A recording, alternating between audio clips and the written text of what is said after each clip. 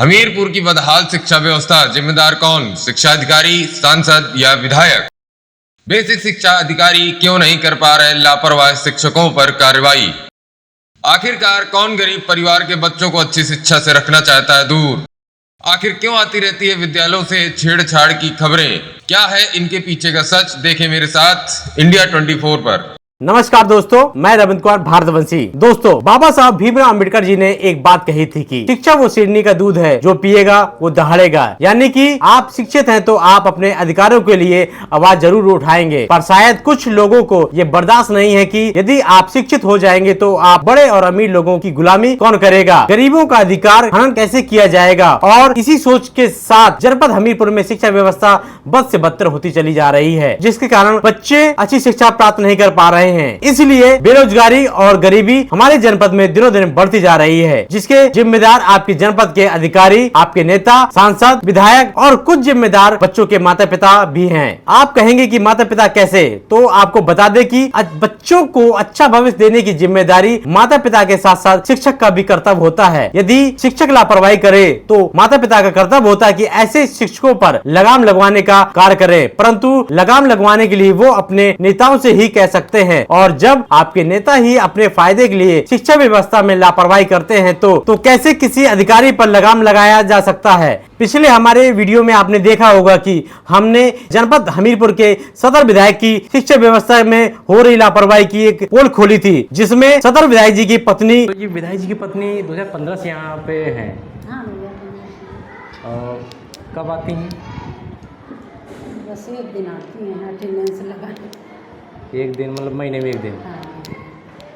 और बच्चों फिर पढ़ाता कौन है? एक बच्ची को लगाए हैं। अच्छा, एक बच्ची को लगाए हैं। क्या नाम है जिसको लगाए? श्रेया सजान को लगाए हुए हैं।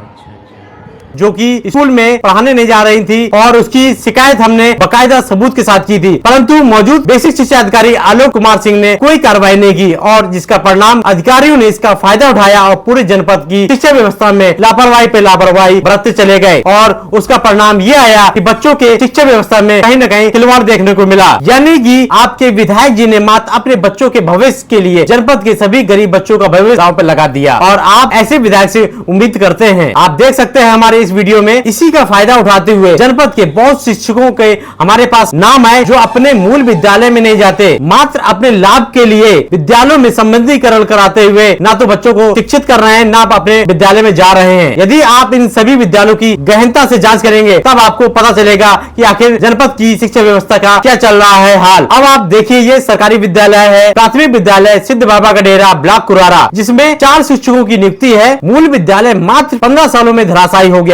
क्योंकि ये सरकारी भवन है जिसमें लाखों करोड़ों रुपए खर्च होकर ये विद्यालय का निर्माण हुआ था, और ये विद्यालय मात्र 15 सालों में ही जमी दोष हो गया। और जमी दोष होने के बाद बिना बीएसए साहब की अनुमति के बच्चों के लिए एक कबाड़ खाना का स्थान चुना, जिसमें बच्चे ठीक से बैठ भी नहीं सकते हैं। आप हमारे वीडियो में देख सकते हैं। जबकि शासनादेश के अनुसार पास के सरकारी विद्यालय में इन बच्चों को शिफ्ट करना चाहिए था, परंतु शिक्षकों ने अपनी लापरवाही और मौज मस्ती के चलते इन बच्चों के भविष्य के साथ खिलवाड़ करना चाहा और इन्होंने अपनी मन मर्जी से 10 बाय 10 का एक कबाड़ खाना जैसा एक रूम तलाशा, जिसमें एक विद्यालय संचालन करने का प्रक्रिया इन्होंने शुरू की, और यहाँ पे वो अपनी मन मर्जी से आना जाना कर सके।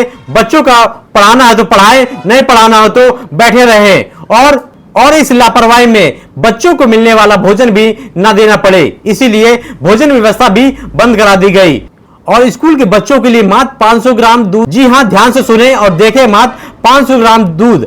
अब भगवान जाने ये दूध बच्चों को दिया जाएगा या तीनों शिक्षक डकार जाएंगे। और वही मजे की बात तो तब निकलकर सामने आई जब हमें यह पता चला कि इस शिक्षा के मंदिर में शिक्षिका के पति का मुख्य रोल है, जो अपना राज विद्यालय में चला रहे हैं। और गांव की ही एक महिला ने बताया कि जो भोजन बनाती हैं कि वो एक दलित है, और शिक्षिका महोदय जो उनके पति देव ब्राह्मण समाज से संबंधित है। ब्राह्मण समाज से संबंधित होने की वजह से एक दलित और अछूत के हाथों का खाना नहीं खा सकते हैं। ये आरोप खुद भोजन बनाने वाली महिला ने हमारे सामने आरोप लगाए हैं। भोजन बनाने वाली महिला ने यहाँ तक आरोप लगाए हैं कि दोनों महिला शिक्षक समय पर विद्यालय नहीं आती हैं। आज तहरी बनानी थी, तहरी क्यों नहीं बनी? जब कुछ नहीं है ना तो बाबूजी मैं कहाँ से बनाऊं? जब कुछ दिया नहीं तो तहरी नहीं बनाई है। कौन कौन हड़काता है? ये इनके हस्बैंड। इनके हस्बैंड? हाँ। इनके हस्बैंड यहीं रहते हैं हमेशा? हाँ, साथ लेकर आते हैं इनको, यहीं हड़काते हैं, यहीं वो करते हैं हमको। वर्तमान समय में हाँ। हमने भी जो देखा मैम, आपके हस्बैंड बहुत ज्यादा इंटरफियर करते हैं स्कूल में। सर जी हमें दिक्कत होती है। आप दिक्कत होती है तो फिर आप छुट्टी ले लीजिए। आपके हस्बैंड बहुत ज्यादा इंटरफियर करते हैं। हम छुट्टी लेंगे, आप बताइए। आपके हस्बैंड बहुत ज्यादा इंटरफियर करते जी हैं। नहीं। जब हम बातचीत कर रहे थे तब भी ज्यादा इंटरफियर कर रहे थे। हमारी बदले इनसे आप बात कर दीजिए, बात बता दीजिए अपनी। और आपसे कुछ कहा उन्होंने? 7 बजे का स्कूल हुई तो 9 बजे आती है, 9 बजे का स्कूल हुई 10 बजे, 10:30 बजे आती है। 10 बजे का हुई तो 10:30 बजे, 11 बजे आती है। कभी 9 बजे कभी 10 बजे आती है, जबकि विद्यालय सुबह 7:30 बजे का है। और जब हमने गोपनीय जानकारी एकत्र करते पता किया तब हमें अवगत हुआ कि दोनों शिक्षक 100 से 150 किलोमीटर दूर से आना जाना करते हैं। एक शिक्षक कानपुर से आना जाना करती है और दूसरी शिक्षक फतेहपुर यानी आपके बीएसए आलोक सिंह जी के क्षेत्र से।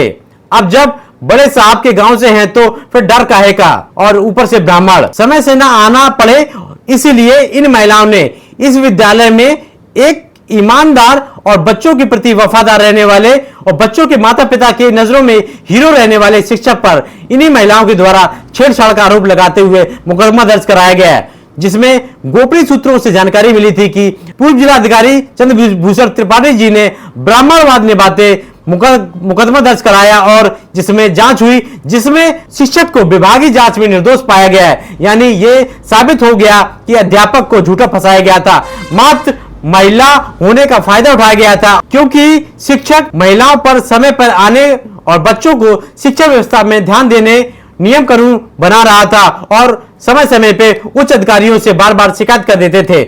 इसका दंड ये हुआ कि इन महिलाओं ने उस व्यक्ति पर एक मुकदमा दर्ज करा दिया और मुकदमा के बाद कानूनी कार्रवाई और कोर्ट कचहरी के चक्कर लगवा दिए। और ये आपके एक ही विद्यालय में नहीं, जनपद के कई विद्यालयों में इसी प्रकार की लापरवाही और महिलाओं की दबंगई देखने को मिलती है। कई बार तो महिला शिक्षक पत्रकारों पर ही मुकदमा लिखवाने की साजिश रचने लगती हैं। अगले वीडियो में हम आपको दिखाएंगे कि 2 दबंग बहनों का आतंक, जिसमें बीएसए आलोक कुमार जी भी हाथ जोड़कर हार मानते दिखे, और कुछ वीडियो के माध्यम से आपको दिखाएंगे कि विद्यालय परिसर में वैवाहिक कार्यक्रम भी संपन्न कराए जा रहे हैं और ये लापरवाही मात्र आपके अधिकारियों की लापरवाही और एसी में मजे काटने की वजह से ही हो रही है।